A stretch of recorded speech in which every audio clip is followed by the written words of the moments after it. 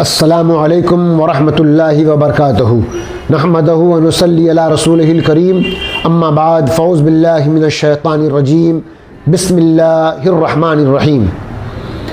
अस्सलातु वस्सलामु अलैका या रसूलल्लाह व अला आलिका व अस्हाबिका या हबीबल्लाह। जो ईमान वाले हैं और अपने आप को इस्लाम में दाखिल समझते हैं, उन्हें खूब अच्छी तरह ये जान लेना चाहिए कि ईमान को सलामत रखने वाली जो बातें हैं वो ज़रूर मालूम रहें, बल्कि बतौर ख़ास इसका इल्म जानना फ़र्ज़ है, जो आज के मुआशरे में इसकी कोई ख़ास अहमियत नहीं।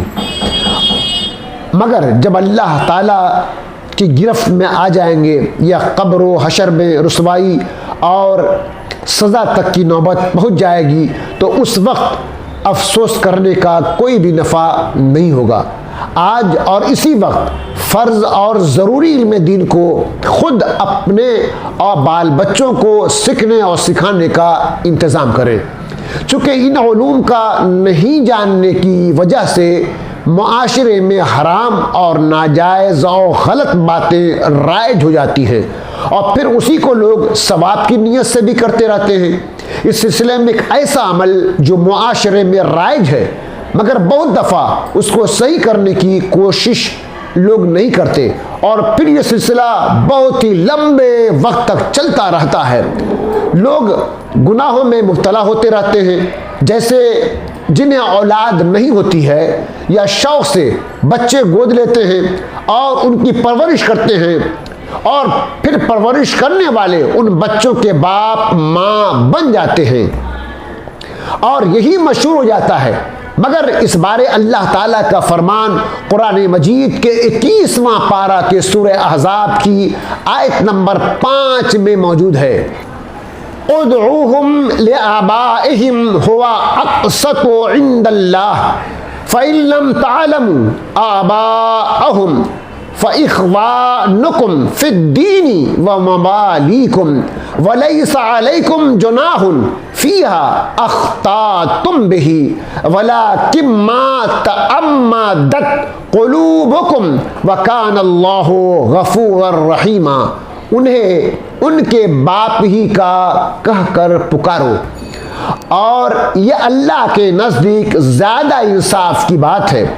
फिर अगर तुम्हें उनके बाप मालूम ना हो तो दीन में तुम्हारे भाई हैं और बशरियत में तुम्हारे चचाजाद, और तुम पर इसमें कुछ गुनाह नहीं जो नादानिस्ता तुमसे सादिर हुआ।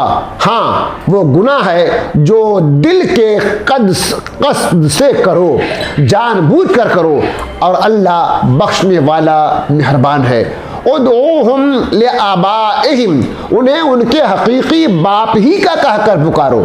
इससे पहली आयत में लेपालक बच्चे को पालने वालों को बेटा करार देने से मना किया गया और इस आयत में यह फरमाया जा रहा है कि तुम उन बच्चों को उनके हकीकी बाप ही की तरफ मंसूब करके पुकारो। यह अल्लाह ताला के नज़दीक ज़्यादा इंसाफ की बात है।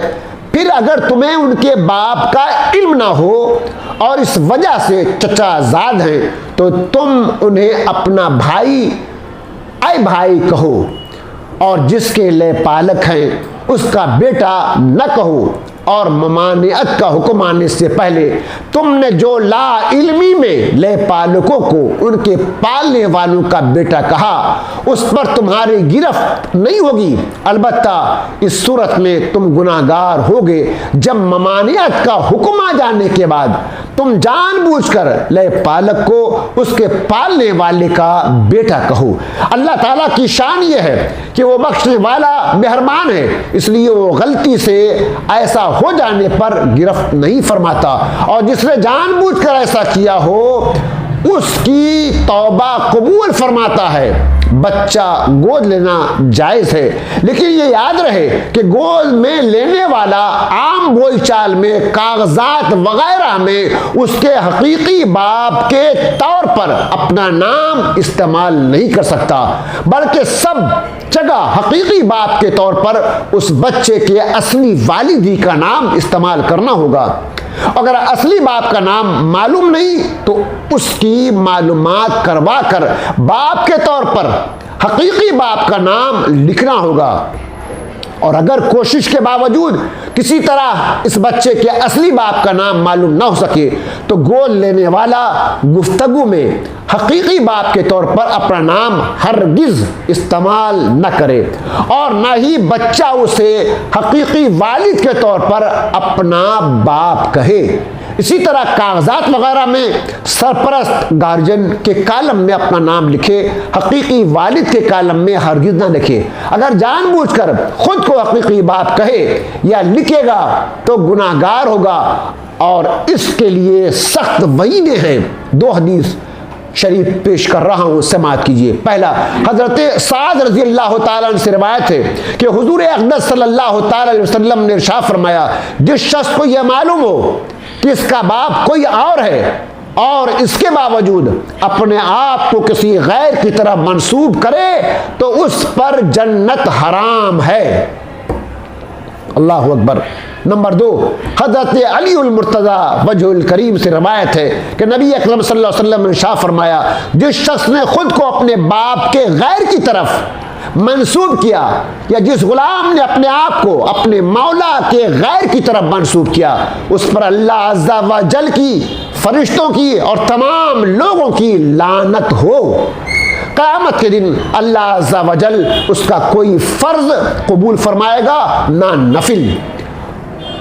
इससे उन लोगों को नसीहत हासिल करनी चाहिए जो अपने यहाँ औलाद न होने की वजह से या वैसे ही किसी दूसरे की औलाद गोद लेते हैं और अपने ज़ेरे साया उसकी परवरिश करते हैं और उसकी तालीम और तरबियत के अखराजात बर्दाश्त करते हैं। उनका यह अमल तो जायज़ है, लेकिन उनकी ये ख्वाहिश और ये तमन्ना हरगिज़ दुरुस्त नहीं है कि हकीकी बाप के तौर पर पालने वाले का नाम इस्तेमाल हो, और ना ही उनका यह अमल जायज़ है, क्योंकि अल्लाह ताला ने इरशाद फरमाया है, उदऊहुम ले आबाइहिम, इन्हें उनके हकीकी बाप ही का कहकर पुकारो।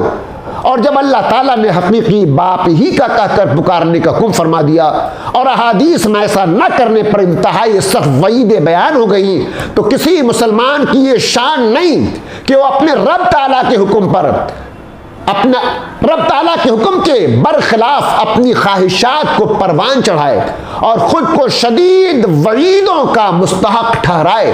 अल्लाह ताला अमल की तौफीक अता फरमाए।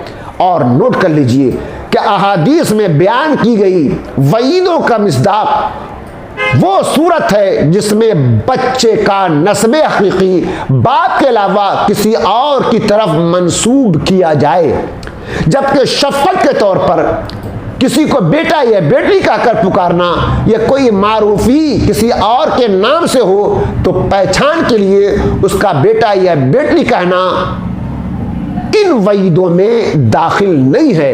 वाखिरु दावाना अल्हम्दुलिल्लाह रब्बिल आलमीन।